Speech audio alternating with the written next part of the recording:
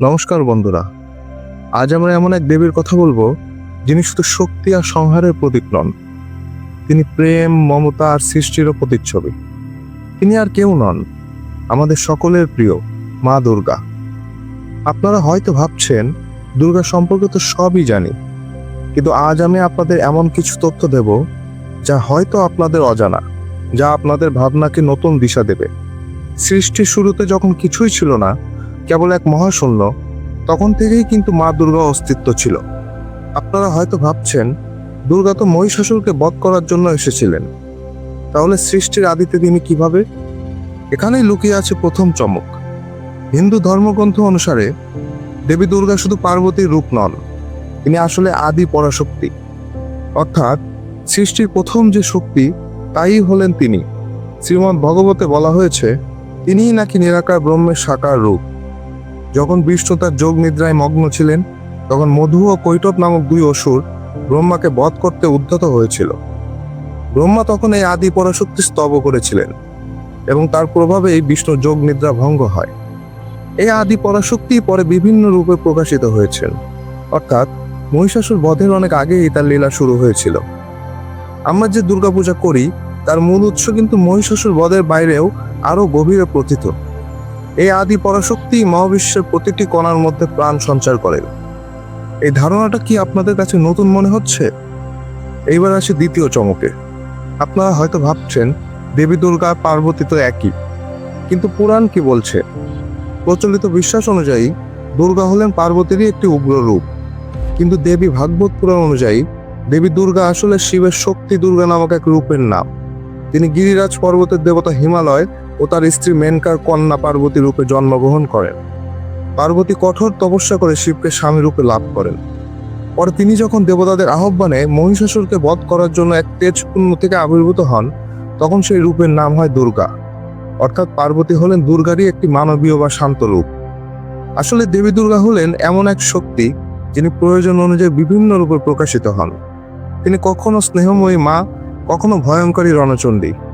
এই বৈচিত্র্যই তাকে আরো বেশি শক্তিশালী করে তোলে। দেবীর বাহন সিংহ এবং তার হাতে থাকা অস্ত্রশস্ত্রের প্রতিটি কিন্তু গভীর তাৎপর্য বহন করে। এগুলো কেবল লড়াইয়ের সরঞ্জাম নয়, বরং আমাদের জীবন দর্শনের অংশ। সিংহ হলো শক্তি, সাহস এবং লোভের প্রতীক।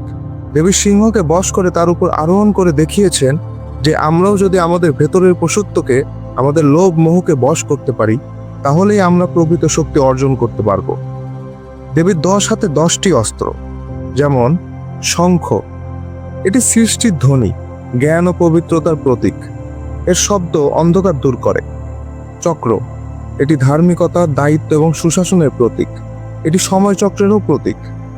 পদ্ম, এটি বিশুদ্ধতা, সৌন্দর্য এবং আধ্যাত্মিক উন্নতির প্রতীক। কাদা থেকে জন্ম নিয়েও পদ্ম যেমন নির্মল থাকে, তেমনি আমাদেরও জীবনে শত বাধা পেরিয়ে পবিত্র থাকার শিক্ষা দেয়। তীর ধনুক, এটি একাগ্রতা ও লক্ষ্যের প্রতীক। তলোয়ার, জ্ঞান ও প্রজ্ঞার প্রতীক, যা দিয়ে অজ্ঞতা দূর করা যায়। ত্রিশূল, এটি সত্য, রজ এবং তম, এই 3 গুণের উপর দেবীর নিয়ন্ত্রণ বোঝায়। এটি জন্ম, স্থিতি ও বিনাশেরও প্রতীক। গদা, এটি মহাপ্রীতি, আনুগত্য, ভালোবাসা, ভক্তি এবং শক্তির প্রতীক। খড়গ, এটি পরম মোক্ষের প্রতীক। ঘণ্টা, এটি পবিত্রতা ও জ্ঞানের প্রতীক। বজ্র, এটি কঠোরতা ও সংহতির প্রতীক। প্রতিটি অস্ত্রই আমাদের জীবনের জন্য কত গভীর বার্তা নিয়ে এসেছে। এগুলো কেবল অসুর নিধনের জন্য নয়, আমাদের ভেতরে আসরিক শক্তিকে বধ করার জন্যও প্রয়োজন। আমরা দুর্গাপূজা করি শরৎকালে, কিন্তু আপনারা কি জানেন এটি কি শুধু মহিষাসুর বধের স্মরণে হয়, নাকি এর পেছনে অন্য কোনো গভীর যোগসূত্র আছে? অনেকেই মনে করেন দুর্গাপূজার মূলে রয়েছেন এক প্রাচীন কৃষি উৎসবের প্রভাব।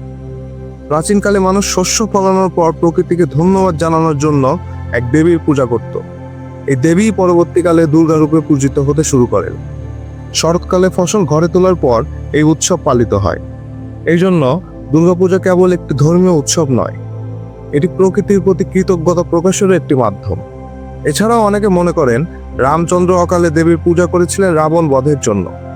এর নাম অকাল বোধন, কিন্তু এই অকাল বোধনের উল্লেখ কিন্তু বাল্মীকি রামায়ণে নেই। এই ধারণাটি এসেছে মূলত কৃত্তিবাসের রামায়ণ থেকে। দুর্গাপূজা শুধু একটি উৎসব নয়, এটি এক সাংস্কৃতিক মহামিলন। দেবী দুর্গা কেবল মন্দিরে পূজিত প্রতিমা নন, তিনি আমাদের দৈনন্দিন জীবনের প্রতিটি মুহূর্তে বিরাজমান। যখন একজন মা তার সন্তানকে আগলে রাখেন, তখন তিনি দুর্গা। যখন একজন নারী তার অধিকারের জন্য লড়াই করেন, তখন তিনি দুর্গা।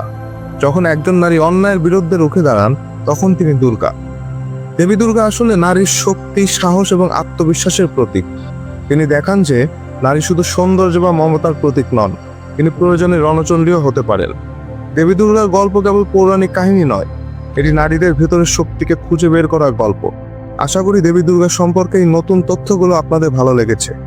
এই গল্পগুলো আমাদের শুধু জ্ঞান দেয় না, বরং আমাদের মনকে শান্তি আর আত্মবিশ্বাসে ভরিয়ে দেয়। আমাদের চারপাশে, আমাদের প্রতিটি কাজে মা দুর্গা বিরাজমান। তাকে অনুভব করুন, তার শক্তিকে বিশ্বাস করুন। আজকের ভিডিওটি কেমন লাগলো তা কমেন্ট করে জানাতে ভুলবেন না। আপনার বন্ধুদের সাথে শেয়ার করুন আর আমাদের চ্যানেলটি সাবস্ক্রাইব করে আমাদের পাশে থাকুন। আবার দেখা হবে নতুন কোনো পৌরাণিক গল্প নিয়ে। ততক্ষণের জন্য ভালো থাকুন, সুস্থ থাকুন। নমস্কার।